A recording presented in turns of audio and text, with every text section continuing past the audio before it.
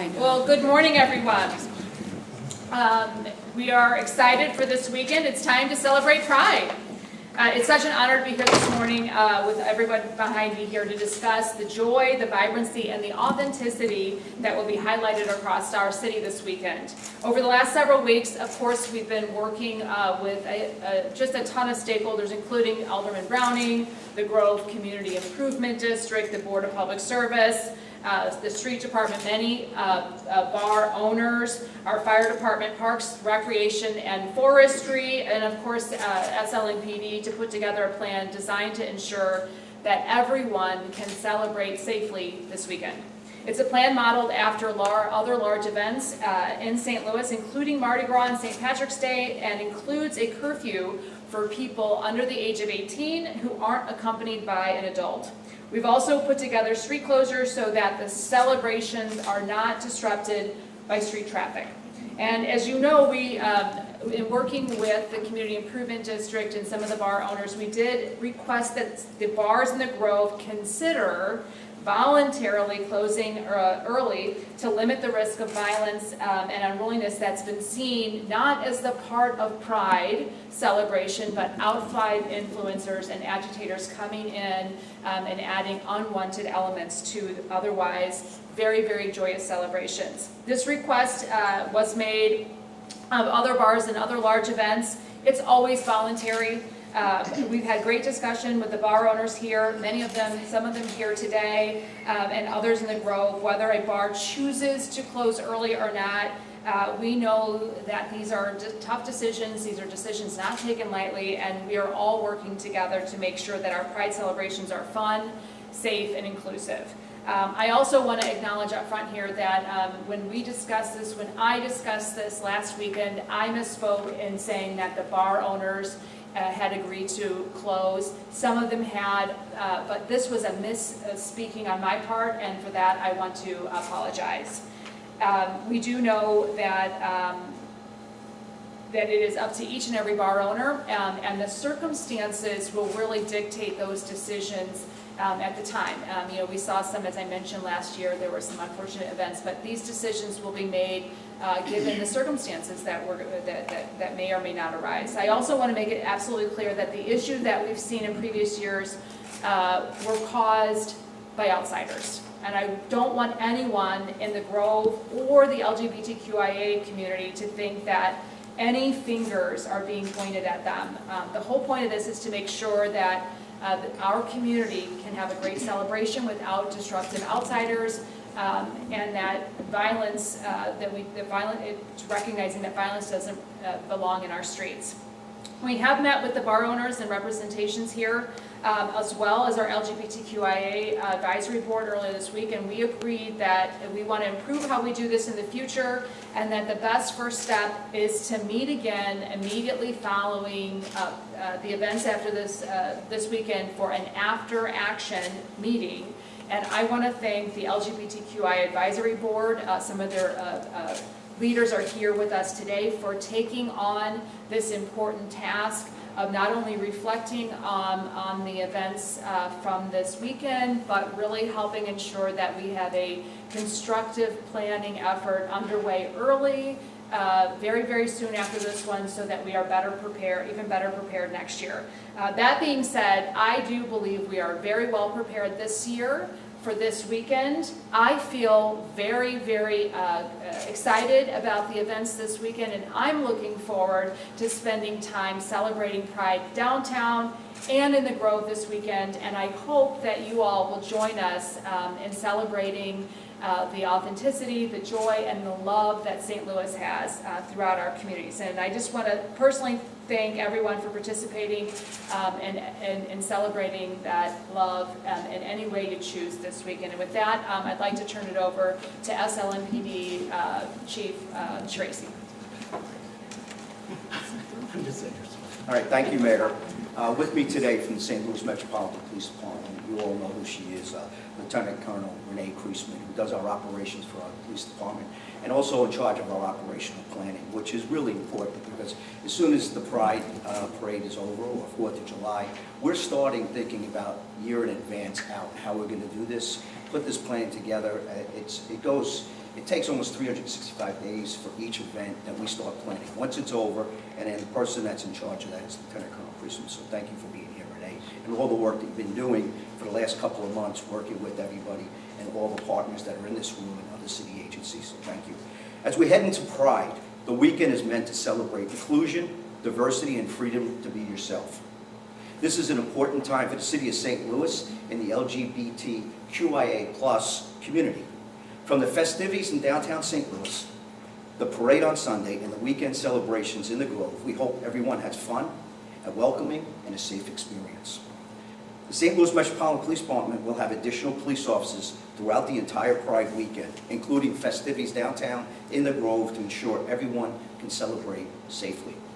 Our goal is simple: create an environment where everyone can celebrate safely and enjoy the weekend without disruption. I shared on Wednesday, but it's important to reiterate, the individuals who disrupted the celebrations in the Grove last year were not representative of the businesses, residents, or those celebrating Pride. We have worked closely with our community partners to plan for this year's events and to enhance public safety measures. Dangerous, disruptive, and unlawful behavior will not be tolerated, and our officers will take appropriate action when necessary. As always, if you see something suspicious, please say something. Call 911 immediately or tell an officer. For the safety of everyone, Manchester will be closed between Sarah and Boyle on Saturday and Sunday around 6:30 p.m. There will also be no parking on Manchester between Sarah and Boyle on both Saturday and Sunday. No parking signs will be posted for awareness coming out actually later today. Curfews. A juvenile curfew for people 17 and younger between 8 p.m. and 5 a.m. on Saturday and Sunday will be enforced. A reunification center will also be open with support services provided by the Office of Violence Prevention and our juvenile detectives. Parents and guardians will be required to pick up juveniles who are found violating curfew or engaging in illegal or disruptive behavior. We encourage parents and guardians to have those conversations with their children now about their plans for the weekend, who they will be with, and where they will be going. And if they'd like to enjoy it as a juvenile, I said, go with a guardian or parent. Know where your children are. Verify plans and stay in communication with them throughout the evening. Please do not drop off children or teens unsupervised and assume someone else will be responsible for them. That's a recipe for disaster, and then kids will get in trouble, and they will coalesce together, and we just want to keep them safe. That's what a curfew is about, keeping them safe. It's another tool in the toolbox for St. Louis Metropolitan Police Department to do to try to keep order and keep everyone safe. We are looking forward to a safe and celebratory Pride weekend. I'm looking forward to it. And at this time, I'd like to introduce the president of Pride STL, Arthur Nunn. Arthur.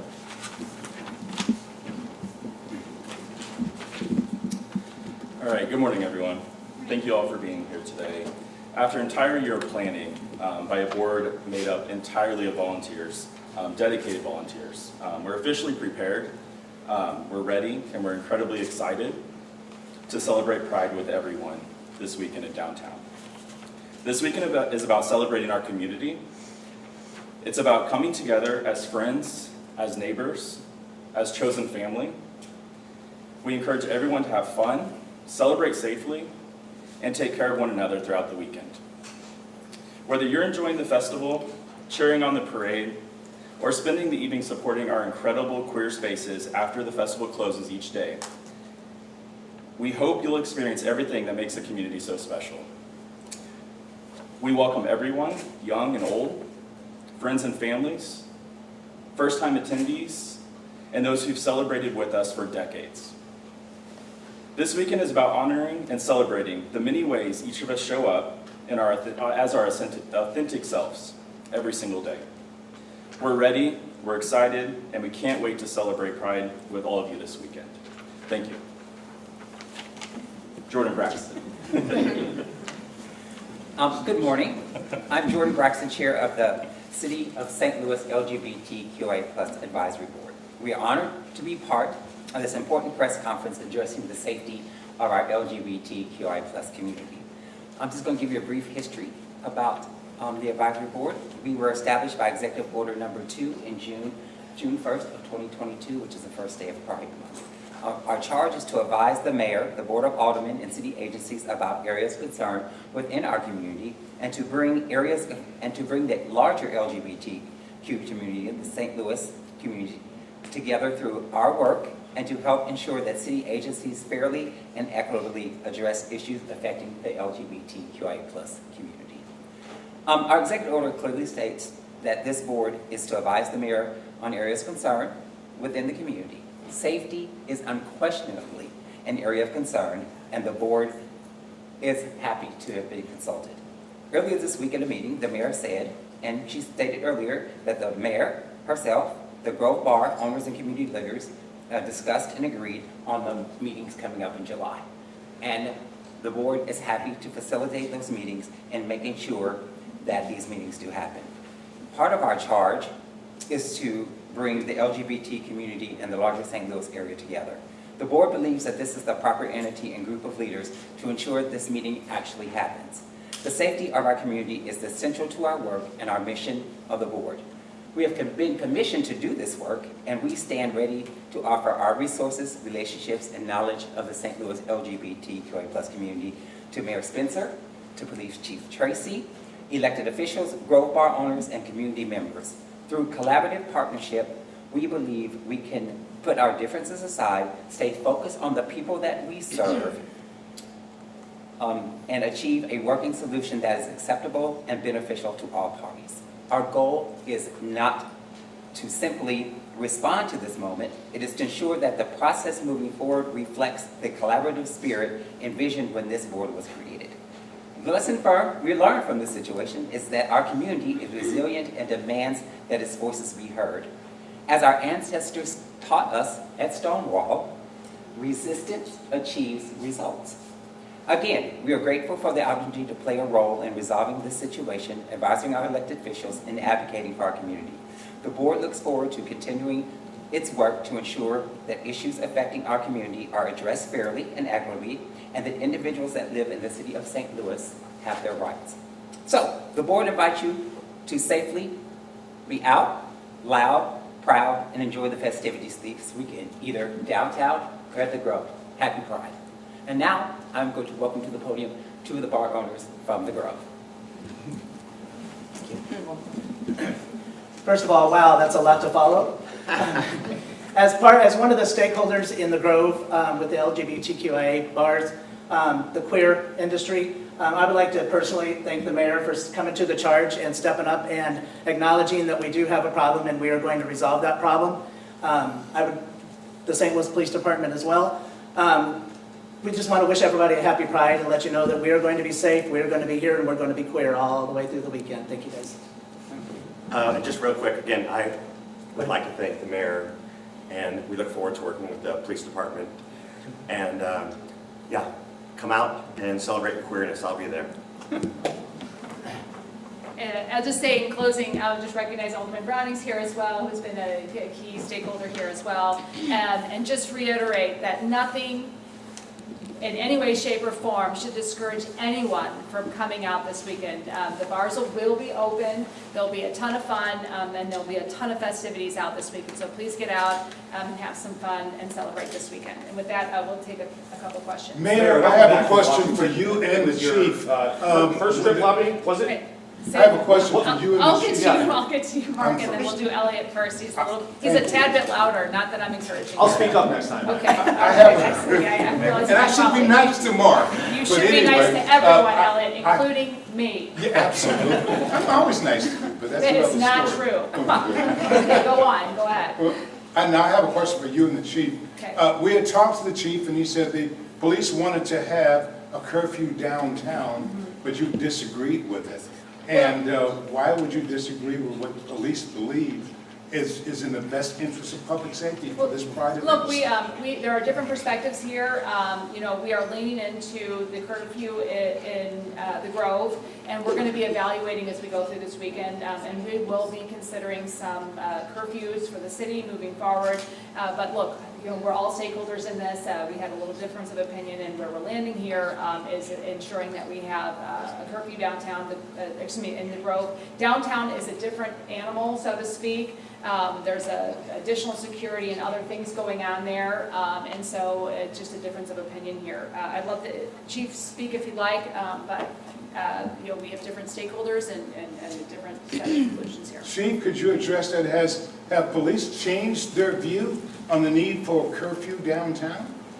Like the mayor expressed, in government, we're going to make suggestions and we'll make recommendations, but you know what, sometimes we have to just continue to talk about things and then just do after-action reviews. So that's what we're going to do, but I want to promise everyone, it's another tool in the toolbox for the police department. And sometimes when you don't have it, we're down several hundred police officers, we're down, there's some things that we don't have we'd like to have, but we're going to make sure that we're going to keep everyone safe, we're going to make this a great weekend, and then we'll continue conversations, as the mayor talked about, when it comes to curfew. So I look forward to this weekend and continued conversations on it. So let's just stay with the Pride this weekend instead of going down further. And I appreciate the question. Chief, while you're there, the Board of Aldermen is right now voting to finalize the budget that does not include the full request that the Police Board of Commissioners had asked for. Earlier this week, your spokesman, Mitch McCoy, said to our news cameras that it would be impossible for the police department to hire enough officers this year to reach your full head count. Isn't that a confession that you couldn't possibly spend the full $250 million this year? Well, when it comes to budgets, you talk about budgeted strength and actual strength. That's not just with the police department. That's across every city agency. So you got a budget till you can get up to those spots and make sure that you have the money. And if a bus pulled up tomorrow and 2 buses pulled up and I had enough qualified candidates, I put them in the academy. I put them in the academy right away.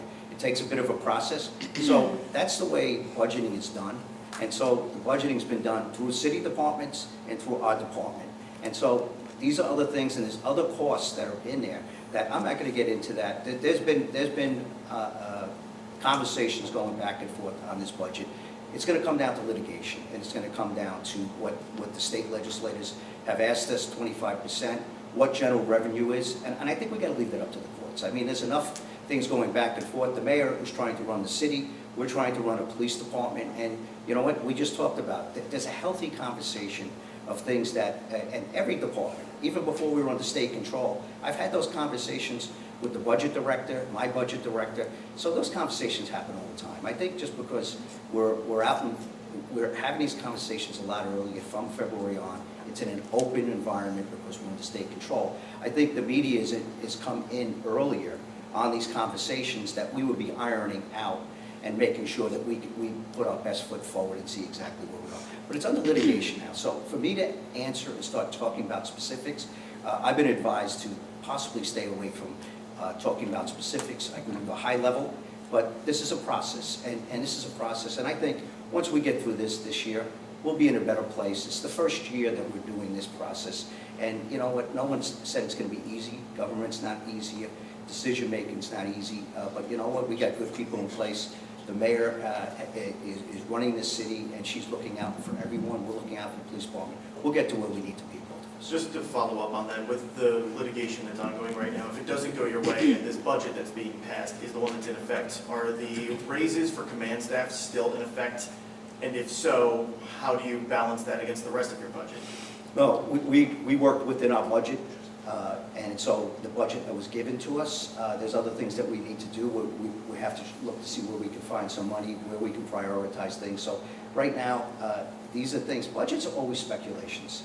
These are things that where you need to be, you end up moving money around towards the end of the year, and then you actually plan for the next year, the next fiscal year. So I wouldn't make it that dire, but we're looking at what we have now, what we think we can have, and I don't think it's going to be, those raises are within the budget that we had. Unfortunately, as the mayor's talked about, it does affect their budget as far as when there's other things that go into place, and those are conversations you've had. Once again, I need to not discuss too much details with that because of the pending litigation. Without getting into details, just to follow up on that, without getting into details, just to clarify, if this budget does go into effect, the raises for command staff will still be there, and you'll have to move the budget around otherwise? Well, we've already did a resolution that's been voted, so we'll have to figure those things out. And if I may, what we'll do is, maybe what we can do is we're here to talk about Pride, we want to make sure that we're centering the conversation around the festivities this weekend, making sure that we're promoting the festivities, that we're encouraging folks to get out, and that we're really communicating that we are all on the same page about Pride this weekend. We do have some differences and some other things, and I can make some space to answer questions. I'm sure the chief can as well on other topics, but while we're here today for this event, we'll kind of focus on the activities this weekend. Can we talk about Pride with the bar owners? How long will you stay open? What are you expecting? How are you gearing up and how are you preparing? Are you excited? John, you want it? I'll go with you. And gentlemen, if you could identify yourselves. Chad Fox, Rehab Bar and Grill. I'm John Arnold with Just John. Thank you. So gearing up and preparing for Pride is pretty much a year long, just like the president of Pride said. We start right after Pride. We wipe everything out of our bars. We get ready for an influx of all of our customers and all of our community members to come in. It's this ongoing. So as far as this weekend, as far as closures and so forth, so on, John and I are very adamant about keeping our community and keeping our bars safe. So if anything happens in the street, we have a shutdown protocol that we go into. This isn't something that just happens at Pride, folks. This happens all year long. We deal with stuff all year long. So if something happens in the street, we lock down, we keep our people inside, we get people inside away from whatever might be going on until the police department tells us it's all clear. I think that the St. Louis Police Department, any of them that work the Grove will tell you that we are adamant about keeping our customers and our community very safe. So you'll be open regular hours? We will be open regular hours unless something happens that we just, God forbid, have to shut down. John? I'm just saying, we can't give a specific time because we don't know how the weekend's going to go. But like he said, keeping our customers safe is priority. So We're at 3 a.m. bars and we will stay open until 3 a.m. if we can possible. Chief, what do you have to say to anyone even considering disrupting all the pride and happiness this weekend?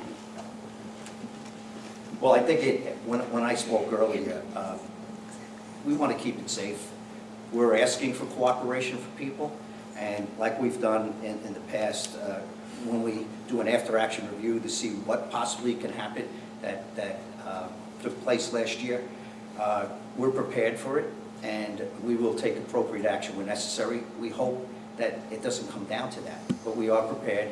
We will address the situation to keep everyone safe.